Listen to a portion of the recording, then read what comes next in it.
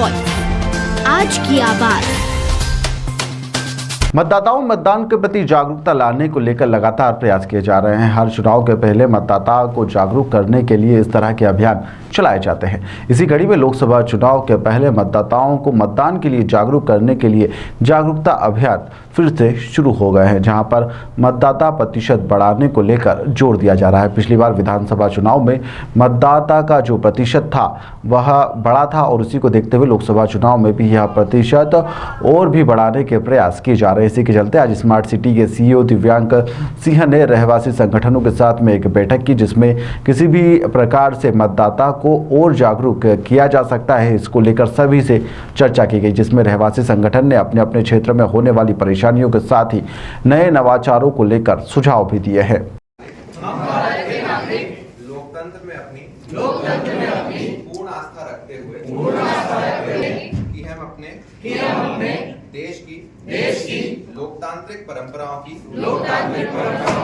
मर्यादा को आज मतदाता जागरूकता अभियान जो स्वीप हम लोग जिला प्रशासन, स्मार्ट सिटी और नगर निगम चला रहा है, उसके तहत में रहवासी संघों की बैठक की गई थी।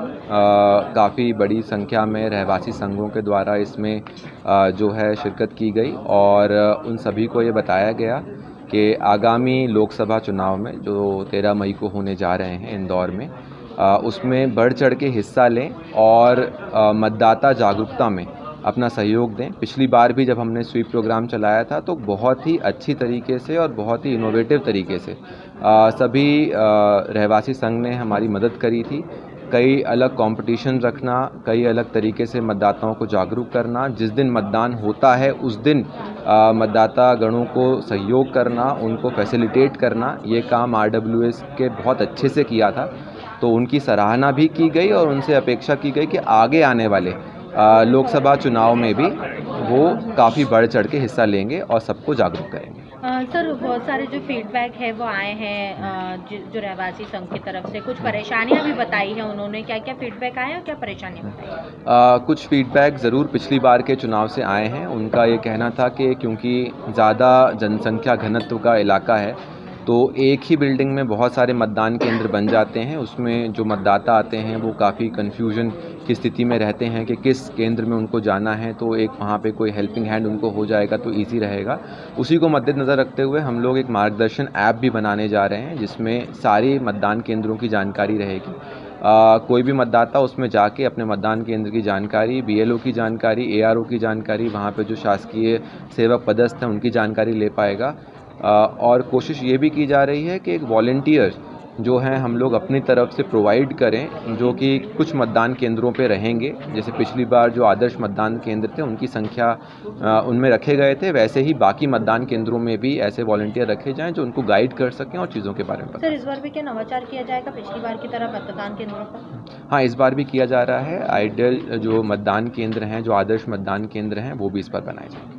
सर, फर्स्ट टाइम वोटर जो है उनमें वोटिंग के प्रति क्यूरियोसिटी बढ़ाने के लिए भी कुछ देखिए, इंदौर, मेरे को बताते हुए गर्व हो रहा है कि इंदौर का पिछली बार जो विधानसभा चुनाव हुए थे उसमें वोटिंग परसेंटेज काफ़ी इंक्रीज़ हुआ था और कुछ विधानसभा में जो शहरी हैं उसमें 4% से भी ज़्यादा का मतदान में इंक्रीज़ हुआ था। तो ये काफ़ी सराहनीय है और यंग जो वोटर्स हैं उन सबको इन्वॉल्व करने के लिए कोशिश यही की जाएगी कि उनके कॉलेजेस में जाके, उनके इंस्टीट्यूशंस में जाके उनको जागरूक किया जाए।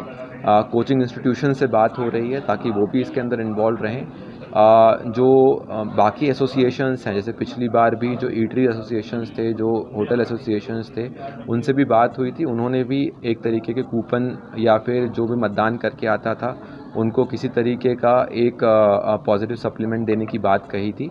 तो इस बार भी हम लोग आशा करते हैं वैसे ही होगा और ज़्यादा से ज़्यादा क्रिएटिव तरीके से सोशल मीडिया को उपयोग करते हुए हम लोग यंग वोटर्स को मतदान के लिए जागरूक करने की कोशिश। कई इलाकों में देखने में आता है। हाँ, जैसे ही हम लोगों को हमारी टीम और प्रशासन की टीम जो है वो घूमती है और जैसे ही पता पड़ता है कि ऐसी कोई भी किसी भी तरीके की मांग है या डिमांड है तो उस पर ज़रूर फोकस करके उसका निराकरण किया।